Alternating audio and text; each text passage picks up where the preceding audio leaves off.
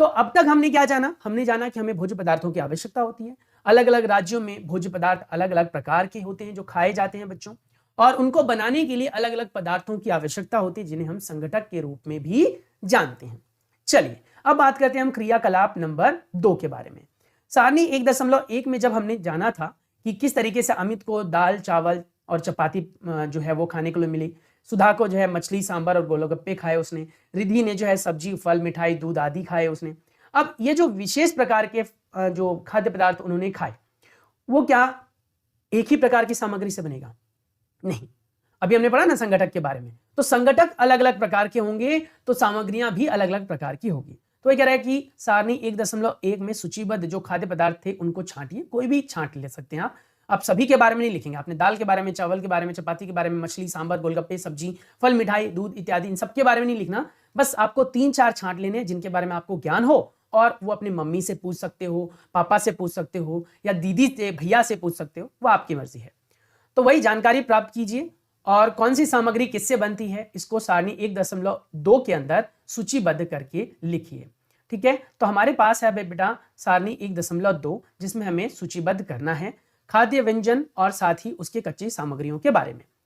जैसे कि यहां पर देख सकते हो रोटी या चपाती कुछ भी बोल सकते हैं आप, जो कि आटा और जल की कच्चे सामग्री से बनाया जाता है। दाल कच्ची दाल जल नमक तेल घी और मसाले की मदद से बनाया जाता है। सांबर के बारे में मैंने बताया क्योंकि यहां पर सांबर लिखा था बेटा। सांबर बनाने के लिए हमें अरहर की दाल चाहिए, मौसमी सब्जियां चाहिए। मौसमी सब्जियां वो सब्जियां होती है बेटा जो उस मौसम में उपलब्ध होती है, जो अभी मौसम है जैसा उसमें जो भी सब्जियां उपलब्ध होती है वो आप डाल सकते हो। कड़वी सब्जी नहीं डालेंगे, कहीं करेला डाल दो इसमें नहीं डालना, क्योंकि सांबर में करेला डालोगे तो फिर वो कड़वा कड़वा हो जाएगा। उसके बाद टमाटर डाल सकते हैं आप, तेल डालेंगे, मसाले डालेंगे, नमक पानी राई कड़ी पत्ता इमली इत्यादि डालकर आपका सांबर तैयार हो जाता है। तो ये सिर्फ आपको एक भरना था। आपका मन कर रहा है कि नहीं मेरे को ना अच्छा लग रहा है मैं एक और तालिका बनाऊं, बना लो और बना लो। उसमें आप जो है अपनी मम्मी से पूछो मम्मी खीर कैसे बनती है, वो उनसे पूछो मम्मी खीर बनाने के लिए कौन कौन सी सामग्री की आवश्यकता होती है, तो वो बताएंगे आपको बेटा दूध चाहिए, बेटा आपको जो है चावल चाहिए, उसके बाद जो है मेवे चाहिए, चीनी चाहिए, पानी चाहिए, बस बन गया खीर, डालो मस्त उबाल दो।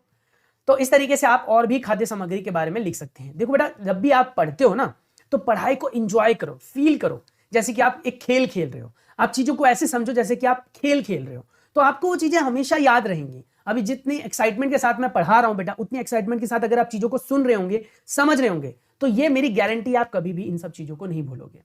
तो अब तक की बातों में हमने पढ़ा था किसके बारे में? संघटक के बारे में। और ये बेटा ये है सभी के सभी संघटक, जिसमें हमने ये जाना संघटक वो पदार्थ होते हैं जिनसे हम भोज्य पदार्थ या खाद्य पदार्थ जो खाने युक्त पदार्थ है उनको तैयार करते हैं।